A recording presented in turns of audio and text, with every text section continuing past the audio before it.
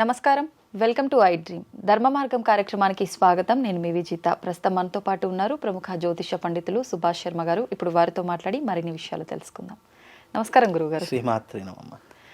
గురుగారు, ధనత్రయోదశి, దీపావళికి ముందు మనం ధనత్రయోదశి జరుపుకునే వాళ్ళు కూడా చాలా మంది ఉంటారు. అసలు ఏం జరుపుకోవాలి, ఆ రోజు ఏం చేయాలి? ధనత్రయోదశి అంటే పేరులోనే ధనం అని చెప్పి కనిపిస్తోంది. అంటే ఇది లక్ష్మీదేవికి సంబంధించి చేసుకోవాల్సిన పూజా కార్యక్రమాల? ఆ రోజు ముఖ్యంగా బంగారం కొంటే బాగుంటుంది, మంచిగా కలిసి వస్తుందని చెప్పి అంటుంటారు. నిజంగా ధనత్రయోదశి రోజు బంగారం కొనాలా? చాలా మంచి ప్రశ్న, తప్పకుండా తెలియజేస్తాను. ముందుగా ప్రేక్షకులందరికీ శ్రీమాత్రే నమః, శ్రీ గురుభ్యో నమః. నమస్తే అస్తు మహామాయే శ్రీపీఠే సురపూజితే శంఖచక్రగదాహస్తే మహాలక్ష్మీ నమోస్తుతే. ధనత్రయోదశి అనేటటువంటిది ఏంటి అంటే, మనకు ఆశ్వీజ మాసంలో చివరి 3 రోజులు, చివరి 5 రోజులు అంటే కార్తీక మాసం ప్రారంభమయ్యే మొదటి 2 రోజులు విశేషమైనటువంటి పర్వదినాలు అని చెప్తూ ఉంటాం. పర్వదినాలు అంటే శుభాన్ని కలిగించేటటువంటి రోజులు.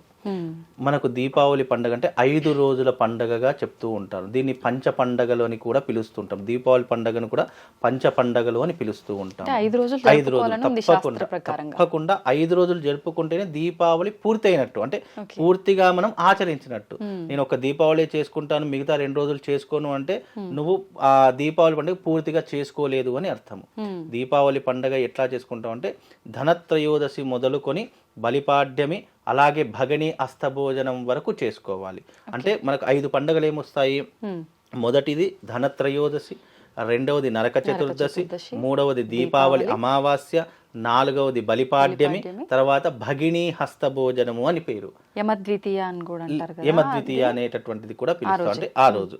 అయితే ఈ 5 పండగలు గనక చేసుకుంటేనే దీపావళి పండగ, అమ్మవారి యొక్క పూజా ఉత్సవాలు మనం కంప్లీట్ గా చేసుకున్నట్టు. లేకపోతే ఇది అమావాస్యకి ముందు 2 రోజులు, తర్వాత కార్తీక మాసం స్టార్ట్ అయిపోతుంది కదా, మిగతా లాస్ట్ 2 రోజులు అయిన 2 రోజులు, ఆ తర్వాత అమావాస్యకి 2 రోజులు ముందు. ఈ 5 పండుగలు మనిషిని జీవితంలో ఉద్ధరింపజేసుకునేటటువంటి పండుగలు. అలాగే ధనము అంటే చాలా మంది డబ్బు, కరెన్సీ అని అనుకుంటారు. కానీ శ్రీ సూక్తంలో మనకు ఒక శ్లోకం వస్తుంది, ధనమగ్నిర్ధనం వాయుర్ధనం సూర్యోధనం వసు.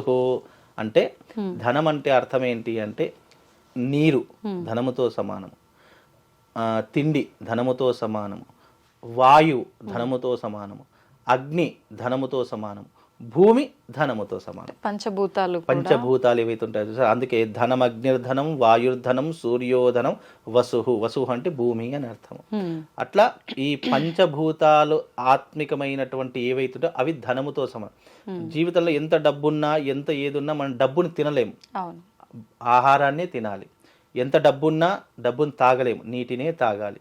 ఎంత డబ్బున్నా మనం వంట చేసుకునేటటువంటిది అగ్ని మీదనే వంట చేసుకోవాలి. డబ్బులు నేను కింద పెట్టి నేను వంట చేసుకున్నానంటే కాదు కదా.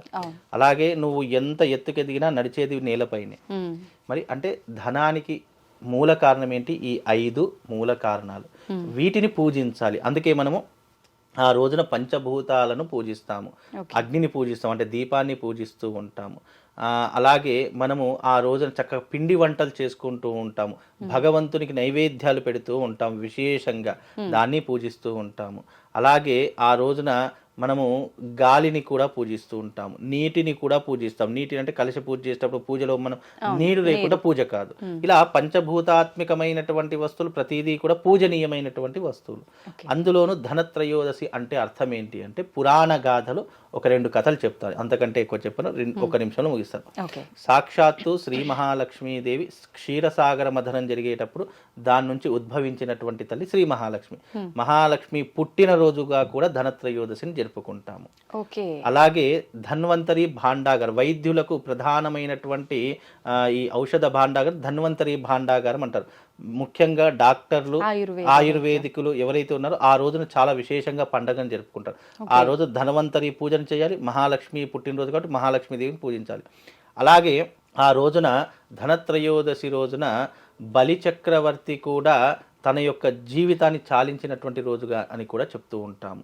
అలాగే ఈ యొక్క ధనత్రయోదశి రోజున సాక్షాత్తు శ్రీ మహాలక్ష్మి వైకుంఠాన్ని వదిలి భూలోకానికి వచ్చినటువంటి రోజు కూడా ఈ ధనత్రయోదశి. అందుకే ఇంకా చాలా ఉన్నాయి చెప్పుకుంటూ పోతే, కానీ మెయిన్గా ఏంటి అంటే లక్ష్మీదేవి పుట్టినటువంటి రోజు ధనత్రయోదశి. అలాగే లక్ష్మీదేవి వైకుంఠాన్ని వదిలి భూలోకానికి వచ్చినటువంటి రోజు ఈ యొక్క ధనత్రయోదశి. మరి లక్ష్మీదేవి ఎందుకు వచ్చింది అని అంటే కనుక భృగు మహర్షి అందరి దేవతలు ఎవరు గొప్పవారు త్రిమూర్తులు అని చెప్పేసి ఒక్కొక్క లోకానికి, కైలాసానికి, బ్రహ్మలోకానికి, విష్ణులోకానికి వెళుతూ ఉంటాడు. విష్ణులోకానికి వెళ్ళేసరికి భృగు మహర్షి వచ్చినటువంటి విషయాన్ని విష్ణుమూర్తి, లక్ష్మీదేవి పట్టించుకోరు. వాళ్ళు యోగ నిద్రలో ఉంటారు, వాళ్ళ పనిలో వాళ్ళు ఉంటూ ఉంటారు. అలాంటి సమయాల్లో భృగు మహర్షి కోపానికి కోసం 1-2 సార్లు పిలుస్తారు. భృగు మహర్షికి కోపం చాలా ఎక్కువ. అతనికి అహంకారం అనేటటువంటిది కూడా 3వ కన్ను కాల్లో ఉంటుంది భృగు మహర్షికి. అయితే ఒక్కసారి పట్టించుకోకపోవడంతో ఆ భృగు మహర్షి ఏం చేస్తాడంటే విష్ణు యొక్క వక్షస్థలం అంటే ఛాతి మీద ఒక్కసారి తన్నుతాడు. తన్నగానే ఆ విష్ణుమూర్తి వెంటనే రియలైజ్ అయిపోయి, అంటే వెంటనే భృగు మహర్షి వచ్చినటువంటి సంగతి పట్టించుకొని తప్పైంది క్షమించండి మహర్షి అని చెప్పేసి కాళ్ళ మీద పడతాడు. సాక్షాత్తు విష్ణుమూర్తి కాళ్ళ మీద పడేసరికి లక్ష్మీదేవికి ఆ విషయం నచ్చదు. లక్ష్మీదేవి ఏం చేస్తుంది, వెంటనే ఆ యొక్క వైకుంఠాన్ని వదిలి భూలోకానికి వచ్చేస్తుంది. అంటే భూలోకానికి వచ్చినటువంటి రోజు ఈ ధనత్రయోదశి. అందుకే వెంటనే ఆ విష్ణుమూర్తి ఏం చేస్తాడు, తన కాలిలో ఉన్నటువంటి అరికాలలో ఉన్నటువంటి 3వ కన్ను ఉంటుంది, అది గర్వానికి సూచికగా సూచించడం జరిగింది. అంటే గర్వం పెరిగితే ఎప్పటికైనా అతపాతాలకు పోతారంటారు. అలా గర్వం యొక్క కన్నుని తన వేలితో ఒత్తేస్తాడు. ఒత్తేయగానే ఆ కన్ను పగిలిపోయి అహంకారమంతా విడిపోయి ఇదేంటి ఇంత ఘోరం చేశాను అని చెప్పేసి భృగు మహర్షి ఏమవుతాడో రియలైజ్ అయిపోయి, అయ్యో నేను ఇంత తప్పు చేశాను అని చెప్పేసి, అంటే సాక్షాత్తు శ్రీ మహాలక్ష్మి భూలోకంలో సంచరించేటటువంటి రోజు ధనత్రయోదశి. అందుకే ధనత్రయోదశి రోజున లక్ష్మీదేవిని ఆరాధన చేయాలి అని చెప్తూ ఉంటాము. అలాగే శ్రీరాముడు మొత్తం అరణ్యవాసం అయిపోయిన తర్వాత అయోధ్యకు వచ్చేటటువంటి రోజు కూడా ధనత్రయోదశి, నరక చతుర్దశి ఈ మధ్యకాలంలో వస్తాడు. అందుకే ఆ రోజున అమావాస్య, దీపావళి రోజున కూడా విశేషంగా జరుపుకుంటూ ఉంటాము. అలాగే కలియుగ పాండవులు కూడా అజ్ఞాతాన్ని ముగించుకొని వచ్చేటటువంటి రోజు కూడా ఈ రోజు. ఇలా ఎన్నో రకాలైనటువంటి మంచి పనులు జరిగినటువంటి రోజు ధనత్రయోదశి. మరి బంగారం కొనాలి అని అంటుంటారు కదా గురుగారు, కొనాలా ఈ రోజు? ఇక్కడ బంగారము అన్నదానికి అర్థం, ఇప్పుడు బంగారం అనేటటువంటిది స్తోమత ఉన్నటువంటి వాడు కొంటాడండి, కొనలేనటువంటి వారు అయ్యో కొనకపోతే ఏదో జరిగిపోతుంది అని ఇలా అపోహలు కల్పించకూడదు. బంగారం కొనాలి అనేటటువంటిది శాస్త్రంలో ఎక్కడా లేదు.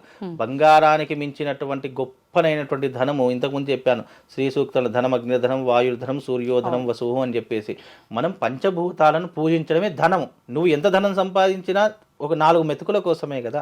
కాబట్టి నువ్వు ఎప్పుడైనా పంచభూతాత్మికమైనటువంటి దానిని ప్రేమించి దాన్ని అర్చించే ప్రయత్నం చేయి. దానికంటే మించినటువంటిది సృష్టిలో ఏమీ ధనం లేదు. ధనం మనం సృష్టి, బంగారం కలిసి మనం సృష్టించిందే తప్ప ఇవి ప్రకృతి పరంగా వచ్చినది. దీన్ని పూజించి అర్చించి ఆరాధన చెయ్యి. ఏ రకంగా 10 మందికి అన్నం పెట్టు, దాని పుణ్య ఫలితం వస్తుంది. బంగారం నువ్వు 1,00,000 కోట్లు పెట్టి బంగారం కొనేదానికంటే 2 వ్యక్తులకు అన్నదానం చేస్తే అంత పుణ్యం వస్తుంది. కాబట్టి ధనత్రయోదశి చాలా విశేషం. జీవితాన్ని తనకు తాను ఉద్ధరింపజేసుకోవడానికి నువ్వు ఏం చేయాలి ధనత్రయోదశి రోజు అంటే లక్ష్మీ కుబేర యాగం చేయాలి. అలాగే వైకుంఠం నుంచి ఆ లక్ష్మీదేవి భూలోకానికి వచ్చి ఎక్కడికి వెళ్ళింది అంటే కరివీరపురము అనేటటువంటి దానికి వెళ్ళి అక్కడే స్థిరపడిపోయింది. అక్కడికి వెళ్ళి కుబేరుడు కూడా లక్ష్మీదేవిని పూజించి నవనిధులకు నాయకుడయ్యాడు. అందుకే ఏమంటాము అంటే కనుక ధనత్రయోదశి రోజు లక్ష్మీదేవిని, కుబేరుని ఎవరైతే ఆరాధిస్తారో వాళ్లకు సిరి సంపదలు ఆ కుబేరుడు ప్రసాదిస్తాడు.